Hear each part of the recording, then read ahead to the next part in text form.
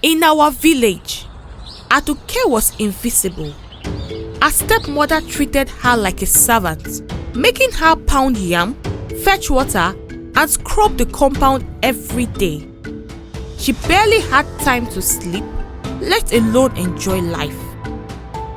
Her stepsisters, they were spoiled and cruel. They wore fine beads and bright wrappers, while Aduke walked around in an old and torn clothes. But here's the thing, Aduke wasn't bitter at all. She even smiled, even when life was unfair.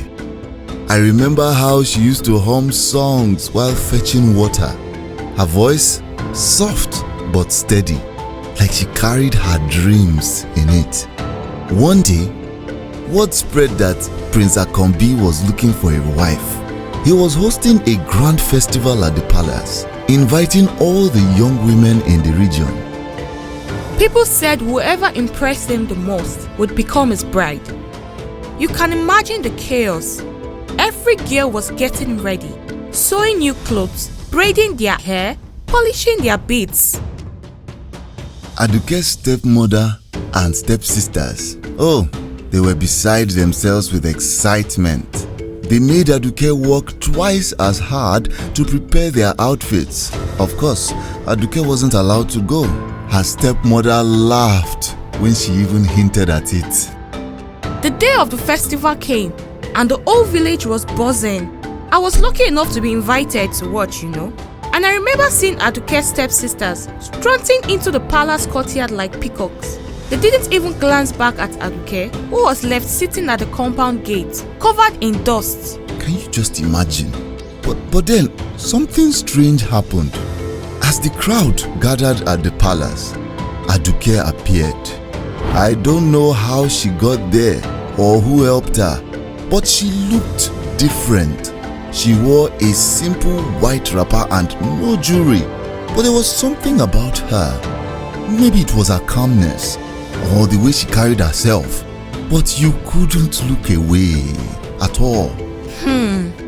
When the prince came out, all the girls lined up, trying to catch his attention. They giggled, they twirled, they danced, but Akambi didn't seem interested. He looked bored even. That's when Aduke stepped forward. At first, everyone laughed. What's she doing here? Someone whispered. But she didn't flinch. She bowed her head slightly and greeted the prince in a quiet, respectful tone. And then she spoke. Just a few words. Something about how she'd always admired his kindness to the villagers. It wasn't rehearsed or flashy. It was honest. That was all it took. Akambi's eyes lit up. He smiled and extended his hands to her. The crowd gasped. The stepsisters, you should have seen their faces. Their mouths were open so wide you could have fit a yam in each one.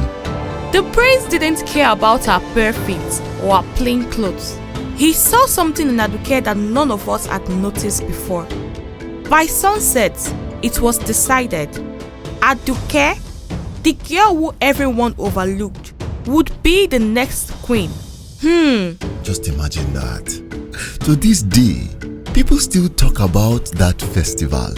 Some say Aduke had a secret helper, maybe an elder, maybe a kind stranger. Others believe it was fate. Me, I think she earned it. She stayed true to herself, even when life was cruel. And in the end, it was enough. So, if you ever feel like life isn't fair, just remember Aduke.